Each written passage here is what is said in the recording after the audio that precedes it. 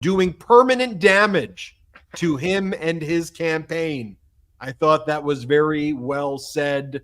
I think from all aspects, really from the very beginning, Vice President Kamala Harris was out there prepared, confident, detailed, knew how to get under Donald Trump's skin. And I think she performed about just as good as I think people on her team hoped she would, and perhaps even exceeded the very high expectations, though I want to hear from the panel what they have to say. I think on the other hand, Donald Trump did just as much damage as one could do in a debate like this. He was awful. He was unprepared. For the first minute and a half, maybe he held it together. And then when full unhinged Donald Trump rally mode, he showed his support for authoritarians. He showed the name calling. He showed just his lack of any, just not being a normal human being, I guess is the way that I would phrase it. And so I've seen a lot of comments like this, and I'll just leave it like this. The American people got the debate they deserved, in my opinion, in 2024. I think this will go down as one of the most watched, if not the most watched debate in American history, and I certainly hope so. And I just believe, and why I'm happy beyond, I think, the fact that Vice President Kamala Harris crushed him, I'm a data geek. I'm all about admissible evidence, right? I'm about letting the jury see the admissible evidence, or in this case, the American people, and to another extent, the world, but the American voters see the contrast and make an informed decision. I think after this debate, the American people can make an informed decision using data about these candidates and the differences and contrast that is there. I think we can be critical of certain points, of course, that, I thought the moderators by and large did a good job. There were points where they cut her off, but let Donald Trump ramble, and I think we can be a little, but I think overall they did a much better job than CNN in fact checking, and letting, the true facts come out.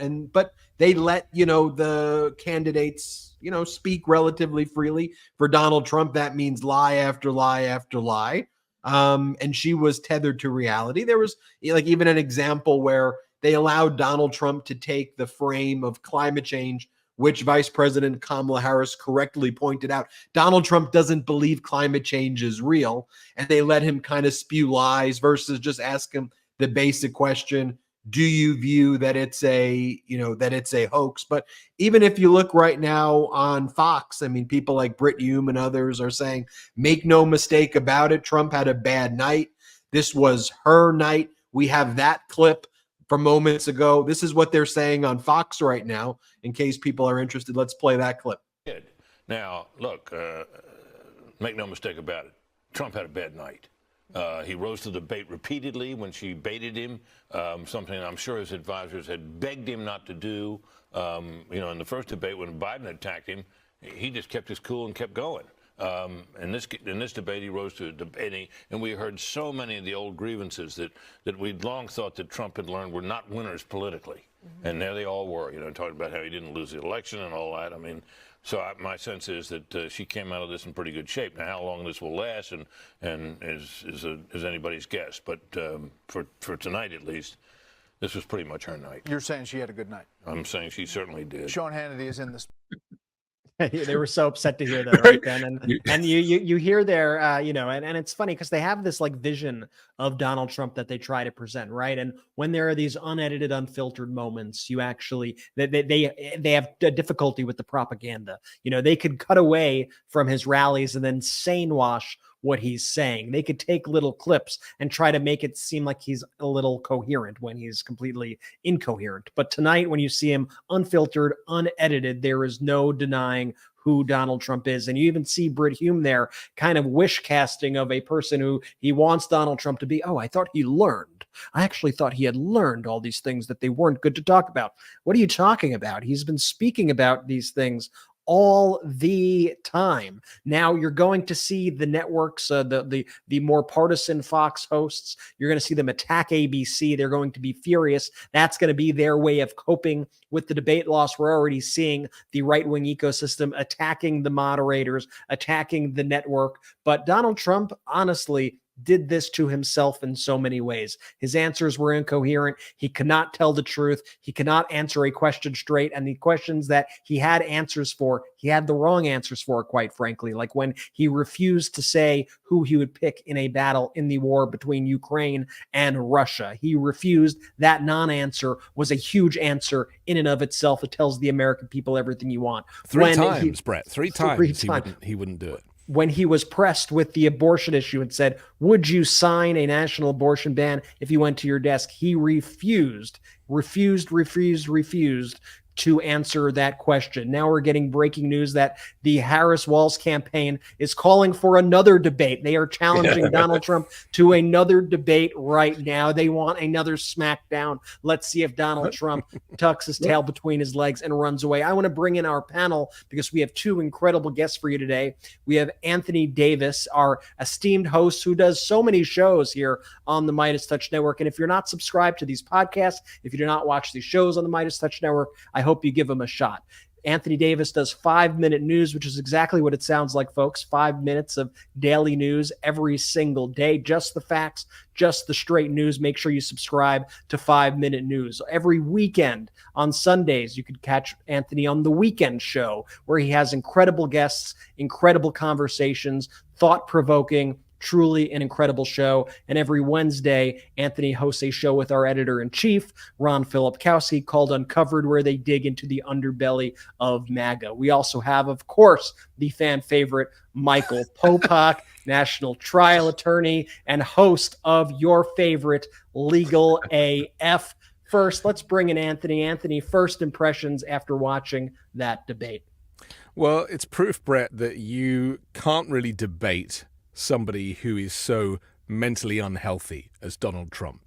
And his frailty, I think his narcissism was on full display, but this personality disorder that we always talk about, I think he gets shielded from a lot of the stuff. And Kamala Harris just gave it to him. And he doesn't really get told to his face enough quite what a terrible person he is, how he's ruined the country, and she really didn't hold back in that regard. So it was very nice to watch him squirm. I noticed a very elaborate comb over, which was so I couldn't take my eyes off of that thing. It was like magic. But ultimately, what we saw was the difference between the America of the future and the America of the past. And I think that her phrase, "We're not going back," she kept going back to that, and I was very pleased that she did. She goaded him. She highlighted his insecurities and inadequacies. I love the fact when he responded to the crowd size issue and the fact that she said, people leave your rallies because they're bored. I mean, you could see him, like physically, he could not handle that because he's shielded from this type of data. And so it was just great to kind of see him hung out to dry in that way. I was a little frustrated at times because I felt that Donald Trump was using his white male privilege to get the vision mixer to cut to him. And even though they said mics would be muted, of course, whenever Donald Trump spoke when he wasn't supposed to, they turned his mic on. And they didn't do that with Kamala Harris. And if I was training her, I would have said, you control the studio gallery. If you start talking, they'll cut to you. And if you start talking, they'll turn your mic on. And Trump knows that. And so he played the studio system. And I found that very frustrating because if you add up the time, I'm sure Trump got more airtime than Kamala Harris did. Yeah, no doubt about it. Thank you for the insights, Anthony. And I could not agree more with everything you said. Michael Popak, your immediate thoughts after this debate. Yeah, I want to take it from Kamala's standpoint. We've done a lot of talking about how poorly Donald Trump did. And that is also because it stands in stark contrast to a masterful performance by the person who's going to end up in the Oval Office. She had things that she needed to accomplish, and she checked every one of those boxes. I wrote down as she was performing, and I'm evaluating her not just at the intersection of law and politics and as a fellow lawyer and of her vintage, but I'm doing it from a debater. I'm doing it from, is she making her closing argument?